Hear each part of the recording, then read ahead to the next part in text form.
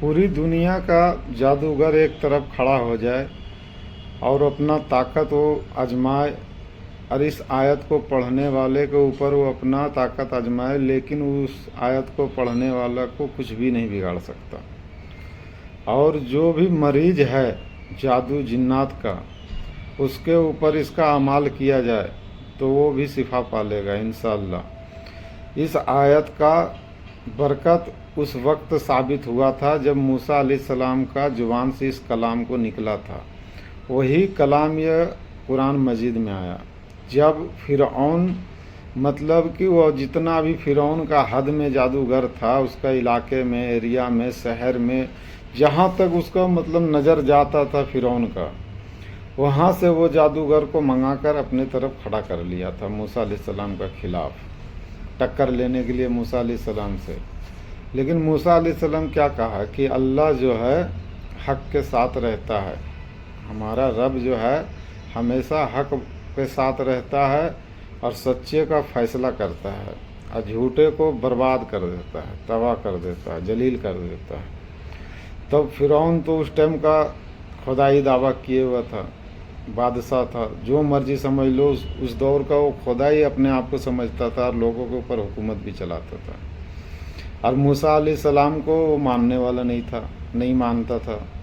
लेकिन जब मूसा अलैहिस्सलाम अल्लाह का पैगाम दिया तो उसका दुश्मन बन गया फ़िरऔन। तो दोनों में मुकाबला हो गया कि भाई ऐसा है कि तुम अगर जो तुम्हारा रब है सच्चा है और वो ताकत वाला है तो वो अपना ताकत दिखाए और हम अपना ताकत दिखाते हैं।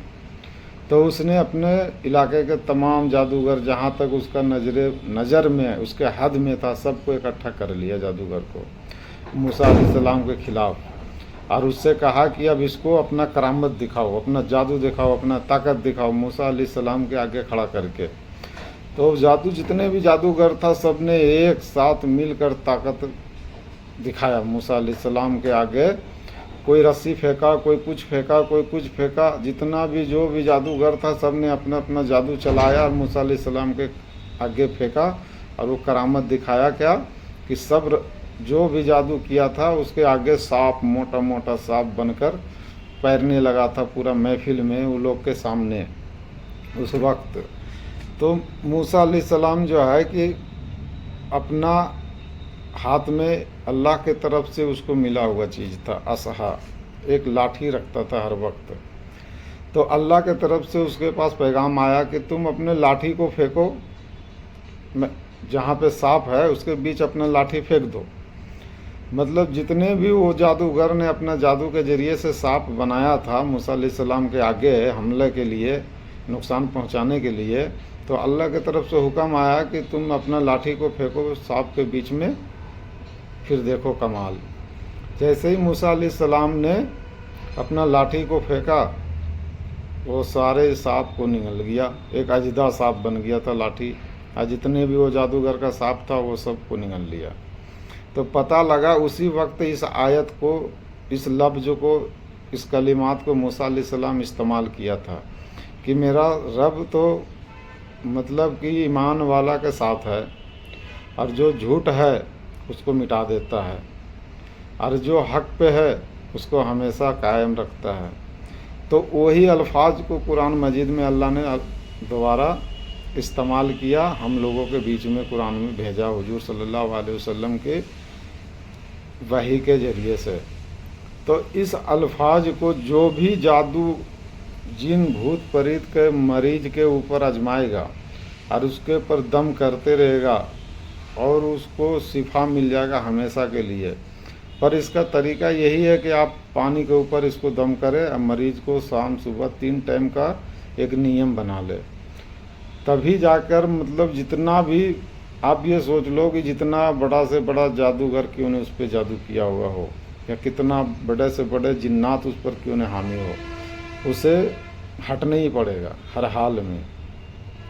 पर इस आयत का तरीका यही है कि सबसे बड़ी बात है कि आम आदमी जो है कि इसको कम से कम तो 11 बार ज़रूर पढ़े, इसलिए कि पढ़ने का जितना भी ज़्यादा, किसी आयत का तादाद जितना ज़्यादा होगा पढ़ने का, उतने ही उसका ज़्यादा फ़ायदा असर होगा जल्दी।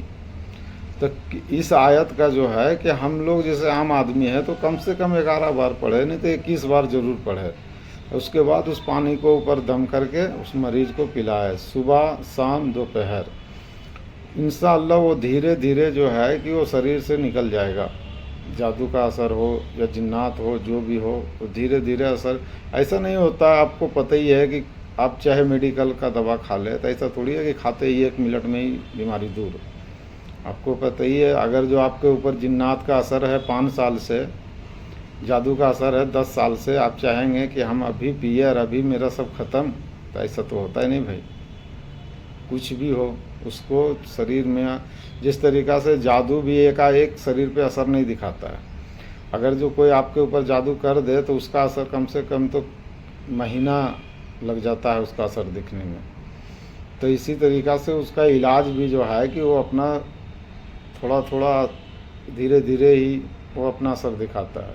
पर मरीज को अगर जो 1, 2, 3 दिन के अंदर अगर जो आराम कुछ भी उसको महसूस हो रहा है कि हाँ इससे हमें सुकून है, तो समझ लो तो उसके लिए वो दवा फ़ायदामंद है। फिर उसे दवा चाहे वो 3 दिन चलाओ, 6 दिन चला दो, 10 दिन चला दो, 20 दिन चला दो, महीने दिन चला दो, 40 दिन चला दो, उस मरीज के हिसाब से दवा चलता है। तो इस बात को जो है दोस्तों समझना चाहिए। और ये पीने का है, ये पानी पे दम करके आप इसको पीजिए।